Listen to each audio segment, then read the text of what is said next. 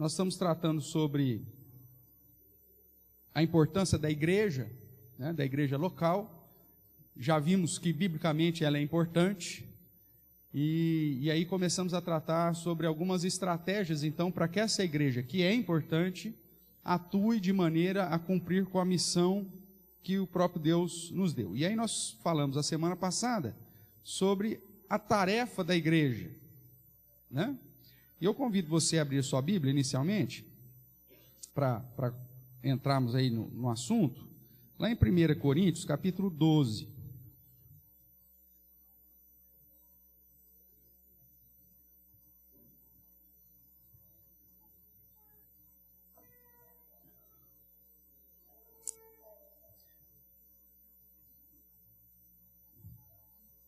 Primeira Coríntios, capítulo 12, nós vamos ler aí a parte aqui, pelo menos os 11 primeiros versos, que vai dizer assim, acompanhe a leitura que farei. A respeito dos dons espirituais, não quero, irmãos, que sejais ignorantes. Sabeis que outrora, quando eram gentios, ou seja, não crentes, deixáveis conduzir-vos aos ídolos mudos, segundo éreis guiados. Por isso, vos faço compreender que ninguém que fala pelo Espírito de Deus afirma anátema Jesus. Por outro lado, ninguém pode dizer Senhor Jesus, senão pelo Espírito Santo. Isso aqui é dito dentro de um contexto de perseguição, onde falar que Jesus era o Senhor, era justamente confrontar a posição do Império Romano, que dizia que o imperador era o Senhor. Ave César, César é o Senhor, né? Então você fala, não, César não é o Senhor, Jesus é o Senhor. Você estava praticamente se colocando aí com o pescoço a prêmio, né? Então só quem realmente fosse crente para declarar publicamente que Jesus era o seu Senhor. Então é nesse sentido, porque hoje você pergunta para um cara caído bêbado, trêbado, longe de Deus, Jesus é o Senhor? Ele fala, sim. Falou pelo Espírito Santo. Falou nada, isso não significa absolutamente nada. O que o texto diz é que, dentro de um contexto de perseguição, você afirmar que Jesus é o Senhor da sua vida, você está se colocando numa situação de risco. E nesse sentido, só pelo Espírito Santo você ter coragem de assumir a sua fé diante de uma sociedade que vai te perseguir, inclusive te condenar à morte, se você não declarar que César é o Senhor, e sim que Jesus. Vamos continuar a leitura. Aí, ele continua agora dizendo no verso 4. Ora, os dons são diversos, mas o Espírito é o mesmo. E também há diversidade nos serviços, mas o Senhor é o mesmo. E há diversidade nas realizações, mas o mesmo Deus é que opera tudo em todos. E aí ele começa a falar então de que essa nossa fé individual de ter Jesus como Senhor, ela vai nos conduzir a vivermos em igreja. E uma igreja que o próprio Deus estabelece, o próprio Deus opera, o próprio Deus capacita, o próprio Deus dota. E aí nós temos aqui a figura do Deus Trino. Observe comigo de novo a leitura. Os dons são diversos, mas o quê? O Espírito é o mesmo.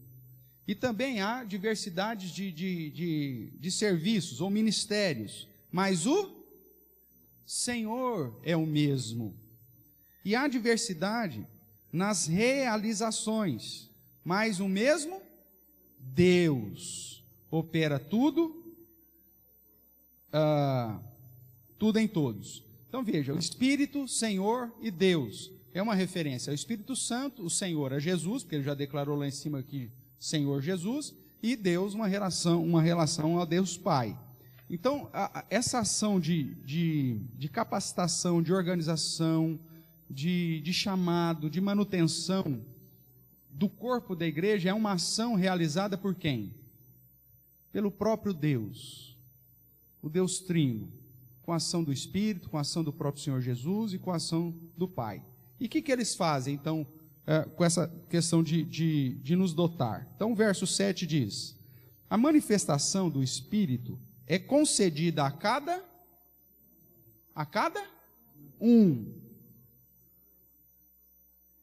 visando um fim o quê? Proveitoso. Veja, Deus não te capacita, Deus não te dota, Deus não te dá dons, visando o seu próprio eu somente, mas um fim proveitoso. E proveitoso para quem? Para a própria igreja que o Senhor estabelece. Então, os dons que Deus te deu são dons para serem utilizados, aplicados, investidos, para gerar um fim proveitoso, né? Em outras cartas, o apóstolo Paulo vai dizer para edificar-nos uns aos outros. Esse é o objetivo. Deus separa funções na igreja e estabeleceu várias funções na igreja com o fim de aperfeiçoarmos uns aos outros, de edificarmos uns aos outros.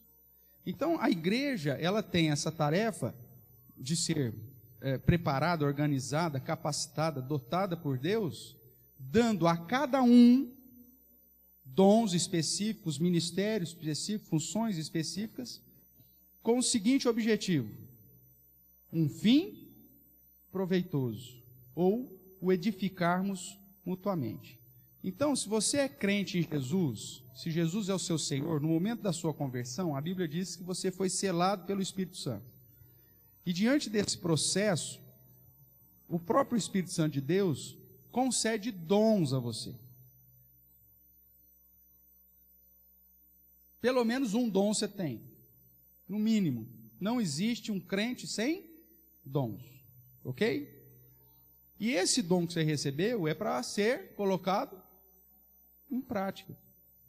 Tem que visar um fim proveitoso. Então a igreja, ela tem esse objetivo justamente de nos conduzir a glorificarmos a Deus segundo a capacitação que o próprio Deus nos deu. Vamos continuar a leitura aí. E aí o verso 8 ele diz: porque a um é dado mediante o Espírito a palavra de sabedoria, a outro, segundo o mesmo Espírito, a palavra de conhecimento, a outro, no mesmo Espírito, a fé. Veja aqui que nós já trabalhamos com a questão da fé, né, irmãos? Só relembrando, que a gente tem pelo menos 4 tipos de fé nas Escrituras.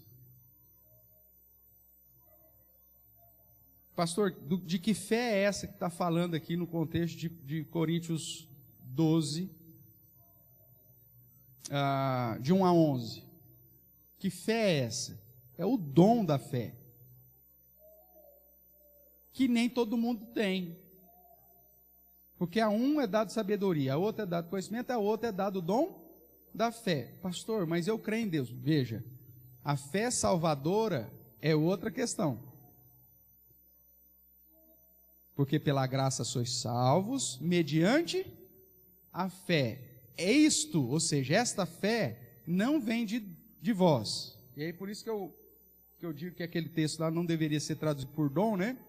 Mas sim como uma dádiva, um presente, porque aí diz: pois pela graça sois salvos, mediante a fé, isso não vem de vós, é dom de Deus, não de obras, para que ninguém se glorie. Como usa lá a palavra dom de Deus, dom é no sentido de um presente, muita gente confunde aquela fé como sendo o dom da fé, mas não é. Aquela fé para a salvação é uma fé que te conduz a se arrepender e a crer em Jesus como Senhor e Salvador da sua vida. E aí, então, você é selado com o Espírito Santo. É a chamada de teologia fé salvadora. Essa, todos os crentes em Cristo, todos os eleitos, receberam. É um presente de Deus. Você só creu porque Deus abriu o seu entendimento para crer. Porque Deus te deu, inclusive, o arrependimento para a vida. Senão você ia ficar com o seu coração duro, vivendo no pecado e achando que você é o cara mais feliz do mundo e o cara mais justo do mundo. Se Deus não tivesse agido no seu coração para te conduzir a um arrependimento e uma fé genuína e verdadeira, nós estaríamos ainda em trevas. Essa é a fé salvadora. Você tem a fé como uma fé de crença, né? onde a Bíblia diz que até o diabo crê e treme. Então é aquela fé geral, é a fé que eu sempre brinco com vocês, né? Que o Gilberto Gil cantou, a fé que não costuma falhar, né? É a fé que todo mundo tem, a fé de crença, né? Eu acredito, tal, mas que não é nem a fé salvadora e que não tem nada a ver com o dom da fé. E além dessa fé salvadora, da fé como dom, da fé como crença, uma outra perspectiva que nós temos em relação à fé é a fé como virtude, ou como virtude essencial, né? Que depois também é dito no sentido da confiança e da esperança. É uma fé que as coisas vão melhorar, uma fé que as coisas, Deus vai realmente abençoar, é aquela expectativa quanto às questões futuras, né? Porque se você não tiver fé, aí você desanima, né? Você vai para debaixo da cama e nunca mais sai. Então, esses tipos de fé. O capítulo 12 aqui está falando da fé como dom. É o dom que Deus concede a alguns, que faz dessa pessoa ser um baluarte, uma coluna dentro da igreja, de sustentação dos demais. Tem pessoas que creem em Cristo, são salvas em Cristo Jesus, só que diante das situações elas simplesmente se desmoronam. Significa que ela não tem fé? Não, ela tem fé, ela crê em Jesus, ela sabe de tudo aquilo que Deus já fez por ela, ela crê isso, ela tem essa fé, ela recebeu de Deus, só que ela não tem o dom da fé. Aí aquele que tem dom da fé é aquele cara que toda hora está levantando uns aos outros. Já viu isso? Parece que o cara não desanima nunca. O cara, está o mundo caindo, o cara chega para você e fala, calma, cara. Está explodindo e o cara consegue chegar para você e fala assim, mas por que você está desesperado? Rapaz, mas está explodindo tudo. Mas que bom, nós vamos para o céu. E o cara está ali em fé. Isso é o dom. Significa que aquele que dá uma oscilada na confiança, ele não tem a fé salvadora? Não, ele é que salva em Cristo. Só que ele não tem o dom da fé. E ele precisa de alguém na igreja com o dom da fé para constantemente chegar diante dele e falar assim, ô meu amigo, tá tudo bem, cara. Deus continua do nosso lado, vamos firme, não desanima não. É aquele que vai sempre animar o desanimado, vai amparar o que está jururu. O cara tem um dom da fé. Ele não fala, às vezes, nada. É só o abraço dele, só o oi dele, só oh, que bom que você está aqui. Ele já te anima. Todo mundo desanima. O cara com o dom da fé, ele está lá. Então, é desse dom que ele está falando. Vamos continuar aqui. O que mais? Então, há outro, pelo mesmo Espírito, a fé. Há outro, o mesmo Espírito, dons de curar. Há outros, operações de milagres. Há outro, profecia. Há outro, discernimento de espíritos. Há um, variedade de línguas. Há outro, capacidade de interpretá-la. E aí o verso 11. Mas um só e o mesmo Espírito realiza todas essas coisas, distribuindo-as de que jeito? Como lhe apraz, de acordo com a sua vontade, com o seu prazer, a cada um coletivamente, individualmente. Então a igreja, irmãos, é o lugar onde nós temos a oportunidade, primeiro, de estar na presença do nosso Senhor, né? E sermos capacitados e dotados pelo próprio Espírito Santo de Deus para um fim proveitoso, para a edificação dos outros, para a glória de Deus, né, em última análise. E nós recebemos isso individualmente e segundo a vontade do próprio Deus. Tem muita gente que confunde depois o verso 31, né, do capítulo 12, que diz: entretanto, procurai com zelo os melhores dons, como se fosse o homem que procurasse o dom que ele quer ter. Quando você pega o verso 31, desassociado de todo o contexto, você fala, procurai com zelo os melhores dons. Aí a pessoa fala, eu quero tanto ter esse dom, Senhor me dá. Só que nós acabamos de ler que é o Espírito Santo que concede a cada um, individualmente, conforme lhe apraz, conforme o seu prazer, conforme a sua vontade, conforme o seu desejo. Quem concede, irmãos, é o Espírito, visando um fim proveitoso. Não é você que determina o dom que você vai querer ter. Então, quando os irmãos pentecostais e neopentecostais ensinam que cada um tem que buscar o dom, na verdade eles estão confrontando uma verdade que já foi revelada, que não é você que busca, mas é Deus que te dá. Como para eles a salvação também é mérito do homem, né? Não é graça de Deus, então procurar o dom que você quer também depende de você. Mas não é isso que a Bíblia ensina. E aí o Espírito Santo ele vai te conceder dons, como lhe apraz a ele, né? Individualmente, para que você, como parte desse corpo, que aí depois do verso 12 em diante ele vai fazer essa analogia com o corpo, muitos membros, mas um só corpo, você possa, dentro da capacitação que o Espírito Santo te deu, ser instrumento de bênção nessa unidade de corpo que o Senhor nos constituiu, para estar abençoando uns aos outros, para estar sendo instrumento de bênção na vida uns dos outros e edificando-nos uns aos outros para a honra e glória do Senhor. Então, a igreja é essencial porque você sozinho, primeiro, você não tem todos os dons. Você conhece alguém que tenha todos os dons? Não existe, não tem. Dependendo da lista que você vai fazer, tem uns que falam 28 dons, outros 32, outros 37. Depende da lista que você faça, biblicamente falando. Ninguém tem todos os dons. Nós precisamos da coletividade, porque individualmente nós recebemos dons diferentes, segundo a indicação do próprio Espírito Santo, né? Segundo a ação do próprio Espírito Santo, e é justamente nessa diversidade de dom que nós nos reunimos como corpo, e aí sim fazemos diferença. E aí sim conseguimos cumprir com a tarefa que o Senhor nos deu. É preciso, portanto, essa ideia do dom individual, mas que somado na coletividade gere uma edificação de todo mundo. Não dá para você sozinho se suprir com todos os dons. É impossível.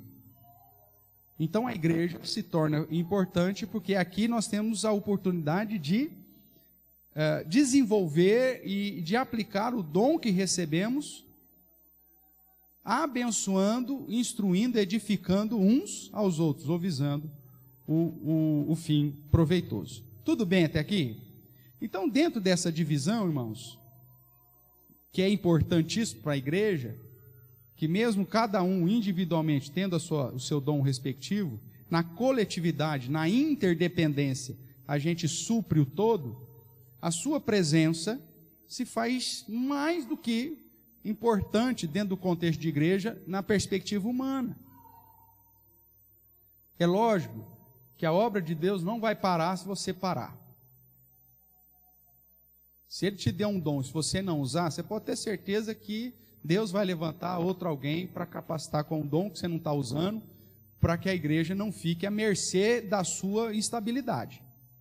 Mas, ao mesmo tempo, quando você está em comunhão com Deus e se apresentando na presença do Senhor, Ele vai te dar essa oportunidade para que o seu dom seja exercido de uma maneira que você vise o fim proveitoso, edifique uns aos outros, glorifique o nome do nosso Deus e, o que é melhor, cresça, aperfeiçoe em crescimento e maturidade espiritual cada dia. Então, nesse sentido, a igreja é importante para você crescer, inclusive na comunhão e na utilização desses dons que o próprio Deus já te deu, e ao mesmo tempo, você é essencial e importante para a igreja, porque através do dom que Deus te deu, que não é o dom que todo mundo tem, você possa de fato abençoar e instruir a vida de outros. Ok?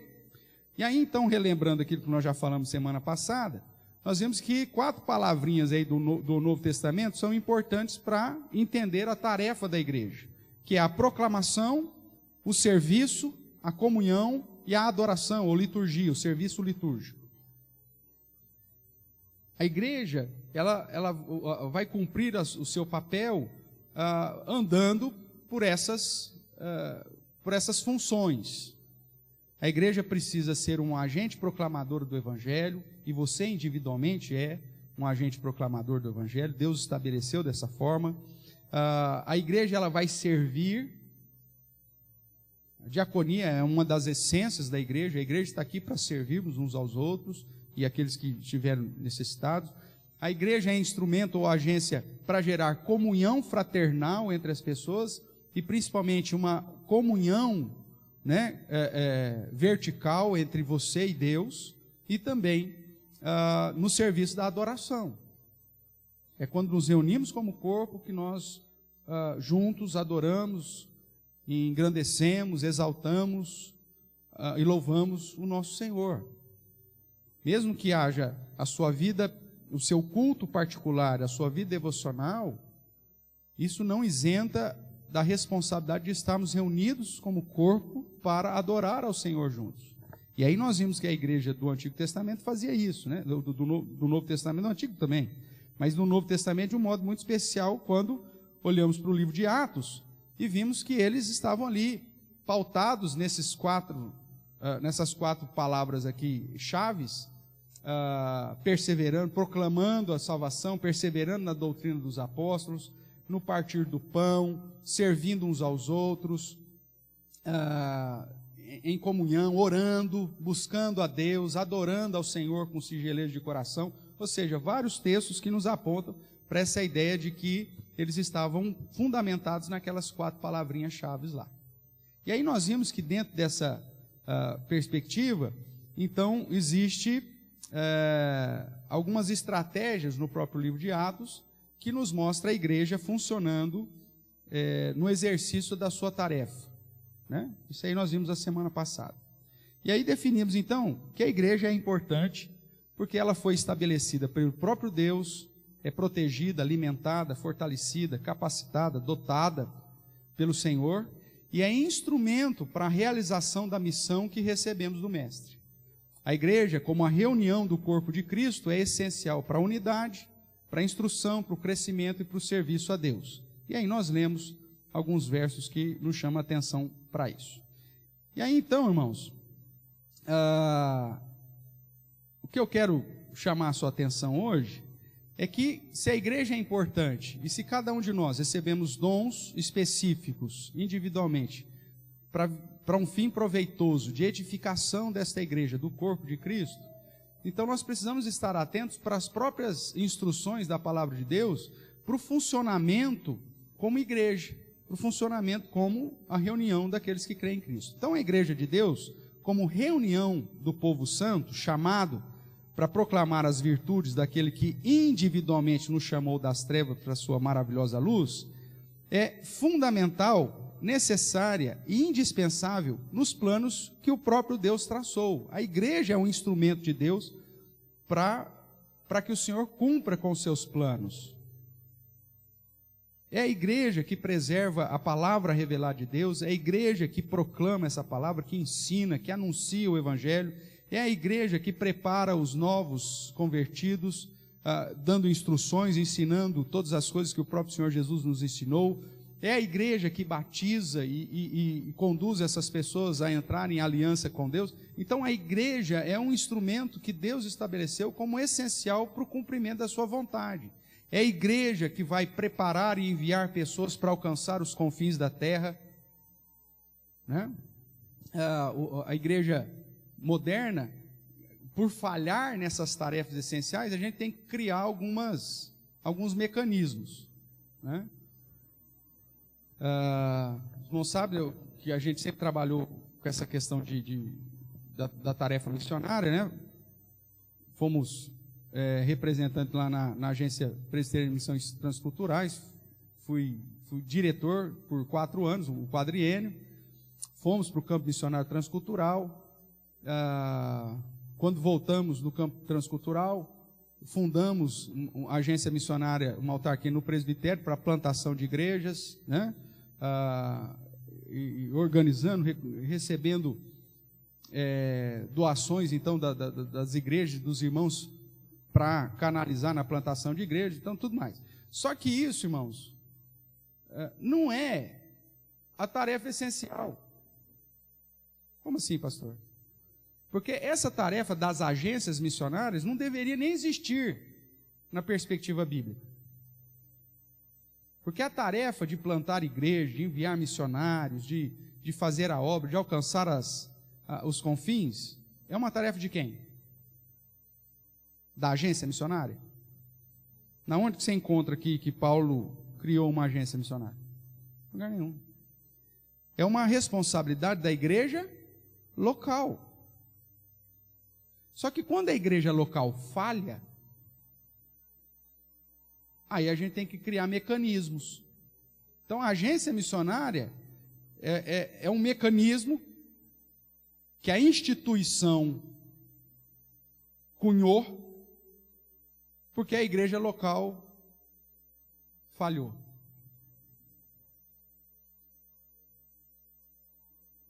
Porque o objetivo é que a igreja local seja esse instrumento da evangelização mundial. Ah, pastor, mas facilita o trabalho. Deus é que capacita, irmãos. Não, porque com a agência a gente canaliza todos os recursos, envia uma pessoa específica, uma pessoa que você não conhece, uma pessoa que você não sabe se realmente está preparada, uma pessoa que você não sabe se está lá pelos motivos certos, se tem os dons corretos.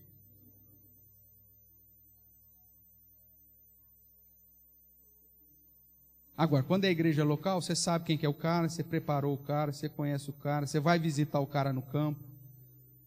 O cara tem que mandar relatório. Ah, mas ele manda relatório para a agência missionária. Meu irmão, papel aceita qualquer coisa. Você tem que ir lá no campo. E nesse sentido eu posso te dizer que nem todo mundo que é missionário de fato é crente.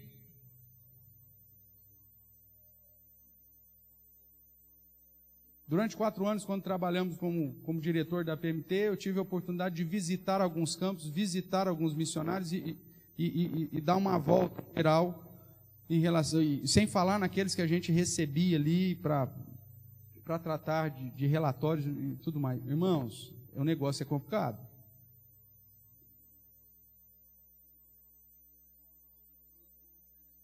Porque o exercício pastoral ele já tem as suas dificuldades. Por exemplo, pastor, qual que é o horário que o senhor trabalha? Você saberia estipular para mim que horário que eu tenho que fazer por dia?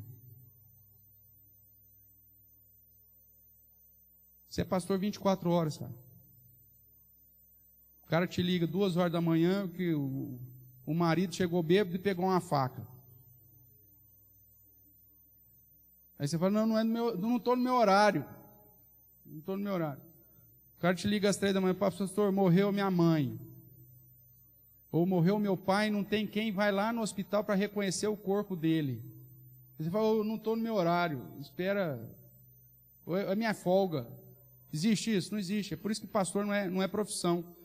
Porque se fosse profissão, ele teria que cumprir um horário, e aí toda vez que ele for atender fora desse horário, a igreja tinha que pagar hora extra para ele. Imagina que situação. Não tem como.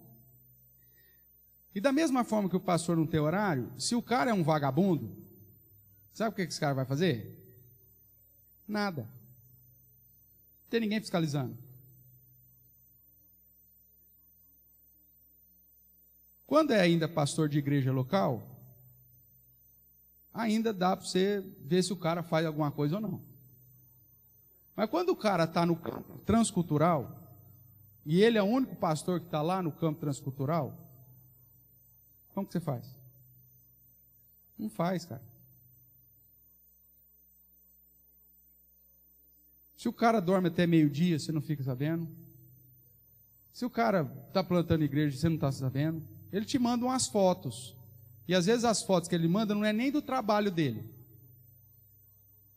Ele foi visitar uma igreja numa cidade vizinha, tirou a foto da igreja e manda para você falando assim, olha, ore pela nossa igreja. Você acredita? Aí você vai lá visitar o cara e fala, não, isso aqui é o seguinte, eu contratei um pastor nacional, porque o pastor nacional passa fome, e esse pastor nacional prega o evangelho, e eu venho uma vez por mês e ele para ajudar a dar a Santa Ceia para ele. O cara não sabe falar nem bom dia na língua da igreja que ele está plantando. E ele te manda o relatório todo mês falando, tirando a foto da igreja cheia porque é dia de ceia. E é o dia que ele gastou um pouquinho mais do dinheiro que você manda para ele para fazer um almoço na igreja, então lotou a igreja. Ó, irmãos, a igreja está crescendo. Aí é o domingo do almoço que ele vai dar para a igreja.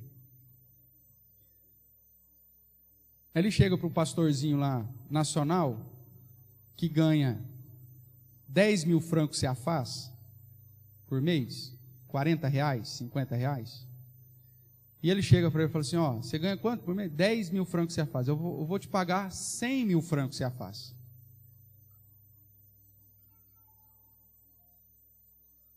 Já pensou se alguém chegasse para você e aumentasse o seu salário nessa proporção? Quanto você ganha? Eu ganho 10 mil reais, eu vou te pagar 100 mil reais. Como que você fica? Eu falo, não, pera aí, cara, de jeito nenhum, não quero isso não. É isso que você faz? É óbvio que não. O cara ganha 10 mil francos CFAs, o missionário chega e fala, eu vou te dar 100 mil, 400 reais. O que é 400 reais para um missionário brasileiro? Nada. O cara está ganhando 20 mil como missionário. E ninguém sabe que ele está ganhando 20 mil, porque cada parceiro envia o dinheiro para a conta dele. Aí quando ele vem dar o relatório aqui, ele vem com o relatório de sangue. Ah, irmãos, difícil, porque meu filho ficou gripado. O seu filho não fica gripado, criatura? Agora, o seu filho fica gripado, você continua trabalhando, ralando, sem problema nenhum. Agora, filho de missionário fica gripado, é motivo para ele mandar uma carta desse tamanho, chorando as pitangas e pedindo dinheiro. 70% dos missionários são assim, irmãos. E por que nós chegamos nessa situação? Porque a igreja local deixou de cumprir com a tarefa dele. Aí ele contrata o pastor local, que não conhece nada de teologia, é um crente lá, só que ele sabe falar a língua do povo, lá, pagando 100 mil francos CFA para esse cara. O que o pastor local faz? Cara, eu ganhava 10 mil, vou ganhar 100, vou fazer o seguinte, 10 mil disso aqui, eu vou investir na igreja, vou ficar com 90, é o meu dízimo para a igreja. E aí com 10 mil francos CFA para a igreja, é muita grana, num contexto africano. Lembre que é aquilo que o pastor vivia o mês inteiro. Aí o que ele faz? Ele começa a dar pão na igreja. Um pão é 100 francos CFA, 40 centavos. Ele começa a comprar pão, divide no meio, passa uma pasta de amendoim lá, lota a igreja, irmão. Porque o cara come uma refeição por dia, de repente ele está indo num lugar que dá pão para ele de graça, com creme de amendoim ainda, com sabor chocolate, chocoleca. Olha que delícia. Aí o missionário que está pagando 100 mil, vai lá, o meu trabalho. Aí você vai visitar esse infeliz no campo.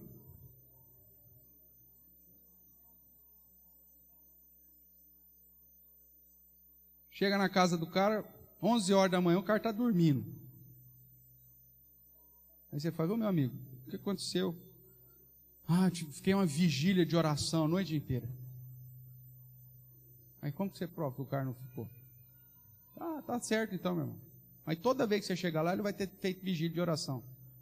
Toda vez que você pegar ele dormindo às 11 horas da manhã, vai porque ele estava em vigília de oração.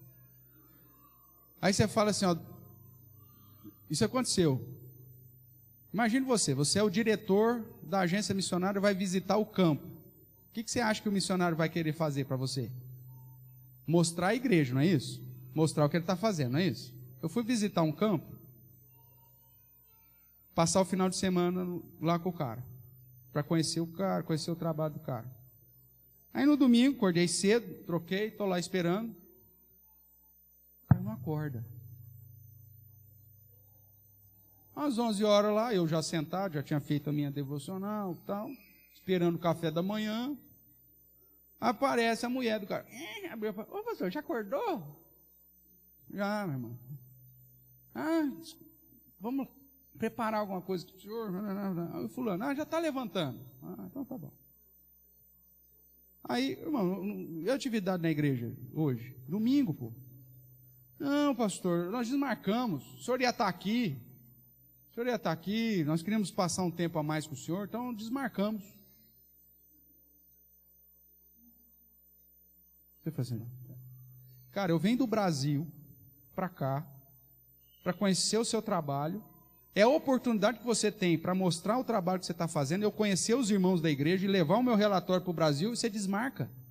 Por que ele desmarcou, irmãos? Porque não tinha nada. O cara ia na reunião de condomínio do prédio dele, tirava foto e falava que era reunião de oração. Dá para acreditar num negócio desse? Por que a igreja chegou nesse ponto? Porque a igreja local não está lá. Você não sabe nem quem é esse cara. Fui num outro campo. Vamos na igreja? Vamos. A família não vai? Não, a família não vai. A família não vai na igreja? Não, não vai na igreja. Então tá, vamos na igreja. Começamos lá. Voltamos para casa, os filhos jogando videogame, mulher, não sei o quê. Tá estranho esse negócio aqui. Outra atividade. A família não vai na igreja? Não, a família não vai na igreja. Aí eu cheguei para o cara, meu amigo, o que está acontecendo? Por que sua mulher não vai na igreja? África. Minha mulher não suporta o cheiro dos pretos.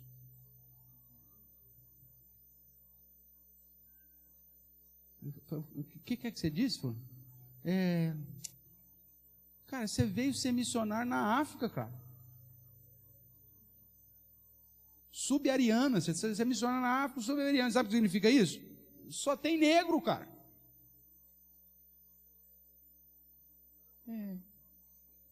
A família não ia na igreja.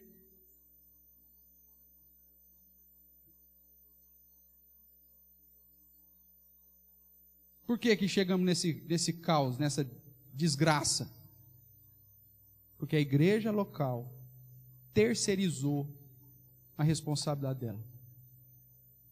É mais fácil, pastor, dar dinheiro e nem se preocupar com aquilo que está sendo feito. Você faz isso na igreja local. A gente chama, irmãos, vamos dar atividade, fraternidade para comunhão, para a gente conhecer um outro, não sei o quê. Não, pastor, paga alguém para fazer esse negócio, pastor. Paga alguém, mas vai pagar. Meu amigo, não é questão de pagar ou deixar de pagar. É questão de estar sua família envolvida com a obra, de estar convivendo com pessoas que têm a mesma fé, de estar, sei lá, fazendo seu filho adolescente escorregar no salão social enquanto nós estamos lavando com sabão, que vai gravar isso na vida dele. Que legal que era a igreja. Nós ia lá limpar a igreja, escorregava na igreja. É isso. É vir chorar cortando cebola num almoço de confraternização. Aí você dá desculpa que é cebola, mas aí você abre o coração e fala que está passando dificuldade mesmo. Não tem problema nenhum. Não é dinheiro, irmãos. É o convívio. É ser igreja.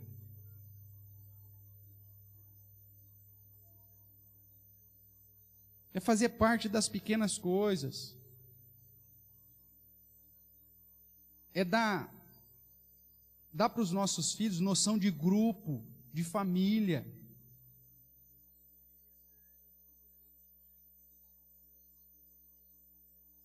Aproveitando disso, né? Uma coisa que eu vi lá. Parecia adolescente na igreja que fazia um tempo, 2, 3 meses que não estava indo. Eu falei, que bom, fulano, que você veio. Estou de castigo. Aí meu pai mandou vir para a igreja. Era assim que o pessoal mandava os filhos para lá. E falava assim, se você não ajudar em casa, domingo você vai na escola dominical. Moleque, pelo amor de Deus. A igreja se torna um peso, cara. Aí depois o filho entra no mundo das drogas, da prostituição e de tudo quanto é coisa. Aí o cara fala, pastor, não sei o que aconteceu com meu filho. Olha. A igreja é um peso para ele, porque você não vive. Eu vivi isso em Matão. O cara chegava, parava o carro na porta da igreja, abria a porta, descia as crianças, chegava para o diácono, tá aqui, tá? Nem entrava na porta, fechava e ia jogar tênis. Porque domingo de manhã é o melhor horário para jogar tênis. E largava os filhos na igreja. Os filhos já vinham tudo emburrando. Não queria ter ido na piscina, não, vamos jogar tênis. Aí depois sai da igreja, vira um tranqueira de marca maior. Ai, pastor, não sei o que aconteceu. Eu falei, eu sei, senta aqui. Eu sei o que aconteceu. Você nunca entendeu igreja como igreja, cara. Você nunca entendeu que ela é importante. E você nunca entendeu que você também é importante. A igreja terceirizando, irmãos, todas as coisas, isso não pode acontecer. Você é parte importante nesse corpo. E Deus te dotou individualmente para fazer diferença nesse corpo. Não terceirize. Não terceirize seus filhos. Não terceirize a igreja, não terceirize as atividades da igreja.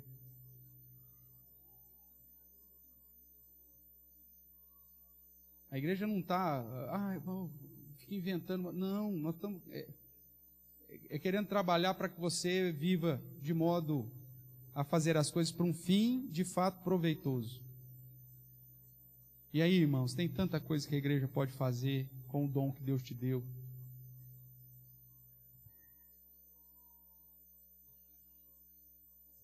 Imagine quantas famílias a gente pode abençoar quando você estiver exercendo o seu dom. Aqueles que receberam o dom de instrução, aqueles de aconselhamento. Olha quanta coisa. Ministério de casais, ministério de aconselhamento de crianças, capelania. Quantas coisas. E a igreja, às vezes, ela fica de mão atada porque falta recursos humanos dispostos. Porque a gente tem. O problema é colocar aquilo em prática. Não terceirize a igreja, que você faz parte dela. A igreja de Deus é necessária, irmãos, para que individualmente, coletivamente, nós cumpramos os propósitos que o próprio Deus nos deu. É o modelo apontado nas Escrituras para fazer discípulos fiéis e maduros na sã doutrina. A igreja de Deus é importante para o nosso crescimento e para a nossa disciplina. A igreja de Deus é importante e deve possuir as seguintes características, ou marcas. Pregação fiel das Escrituras, de um modo integral. Para a igreja, a Bíblia importa. Deve ser assim. Segundo, gerar comunhão santa, tanto na perspectiva de comunhão santa com Deus, como entre as pessoas. E aí a gente instrui, admoesta, fulano, cuidado, essa prática sua, gerando comunhão. Promover o serviço e assistência, que é a diaconia, o amor fraternal, de um modo responsável, de um modo que fiscaliza, como o próprio apóstolo Paulo nos chama a atenção. De uma maneira séria. E conduzir a verdadeira adoração, ou seja, essa liturgia teocêntrica, em fidelidade a Deus, em todas as coisas, todos os dias, em todos os lugares, e por todos e cada discípulo de Jesus. Esse é o objetivo. A igreja nos proporciona isso, irmãos. Nosso tempo está chegando ao final, mas eu quero ainda chamar a sua atenção para Êxodo, capítulo 18.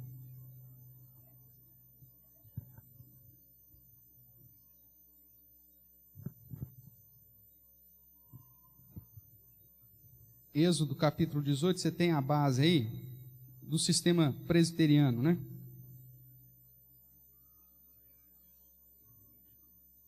Êxodo 18, a partir do verso 13, nos diz assim: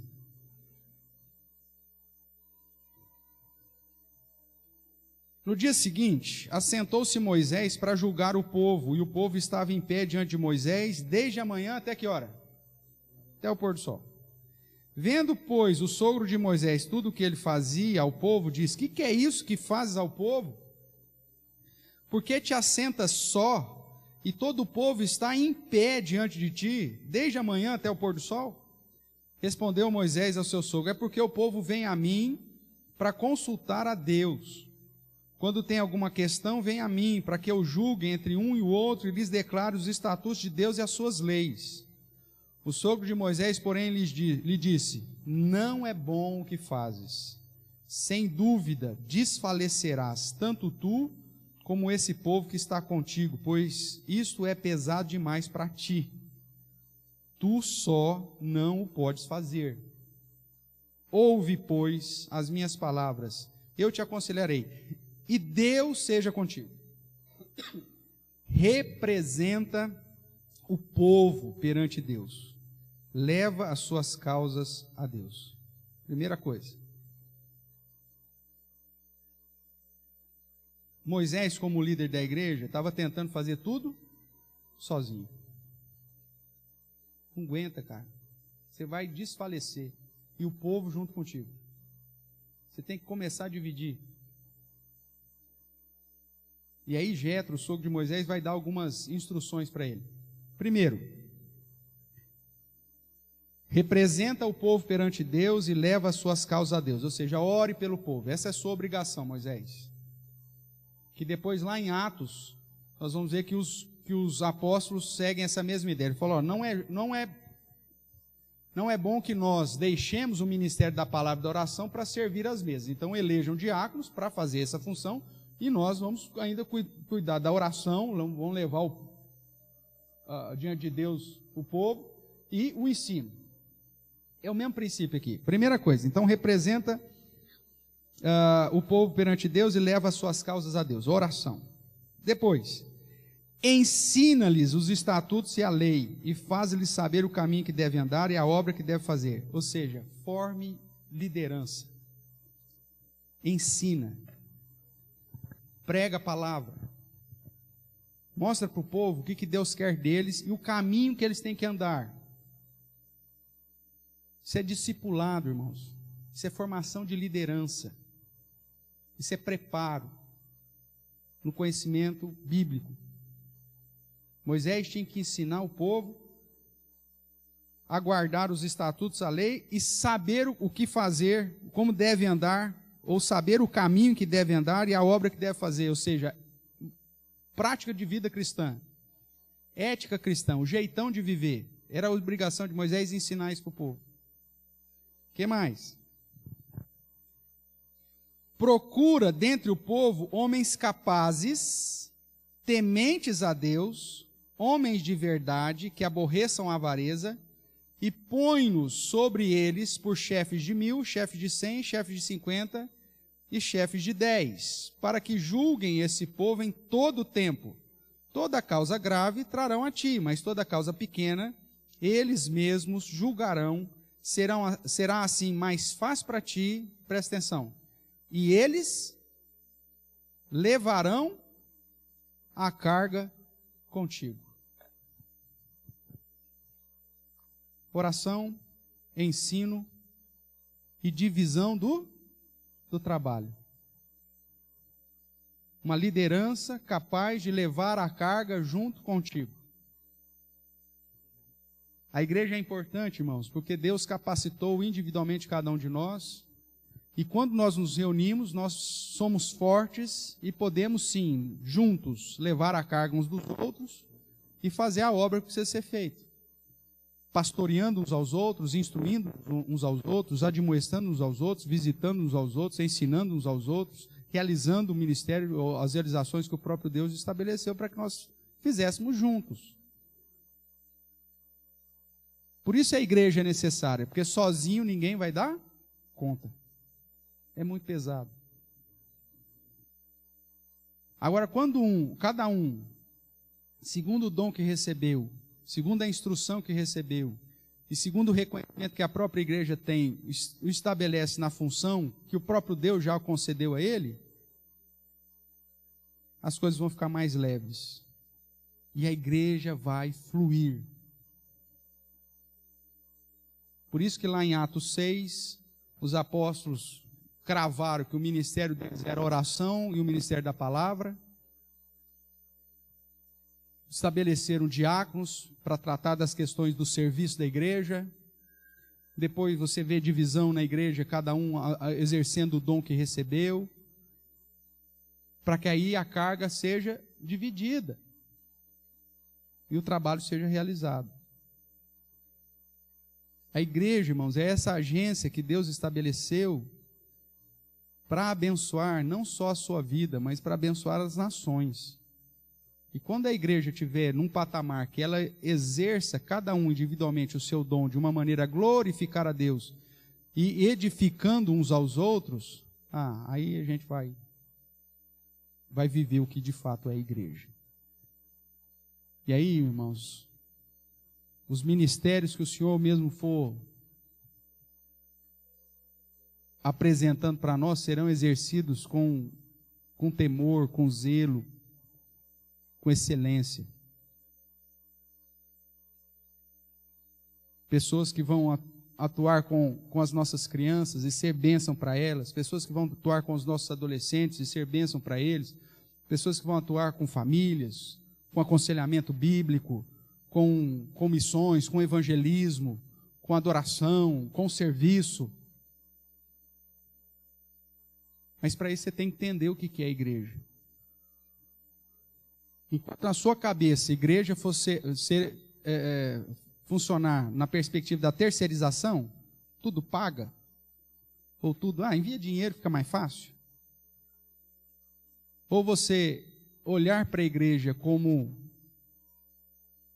um instrumento para te servir somente, as coisas não vão.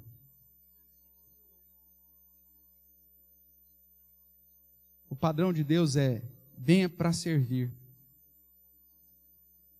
Deus te chamou para servir. Deus não te chamou para procurar uma igreja que mais agrade o seu coração e o seu jeitão de ser. Não, meu amigo. O padrão já tem, é estabelecido, é a palavra. Não é o seu coração. E isso aqui não é um serviço. A igreja não é prestador de serviço, é uma comunidade viva, um organismo vivo, que visa um fim proveitoso, de edificação mútua e de honra e glória ao Senhor. Semana que vem, nós vamos ter a assembleia justamente para eleger a mesa administrativa da nossa igreja. Homens no qual a gente tem a indicação para levar a carga junto. E aí, alguns princípios, obviamente, precisam ser observados, né? Que o apóstolo Paulo nos ensina lá em Timóteo, nós já estudamos. Ainda, irmãos, é a mesa administrativa para 1 ano. Mas se Deus permitir, no final desse ano, nós vamos fazer eleição para o conselho da igreja. Pessoas que serão ordenadas, presbíteros e diáconos, para 5 anos. Se você errar, são 5 anos.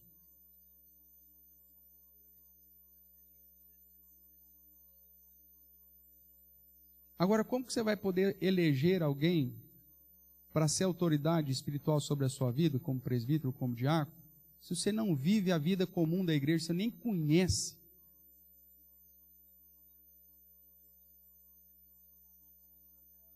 No domingo à noite, todo crente é santo.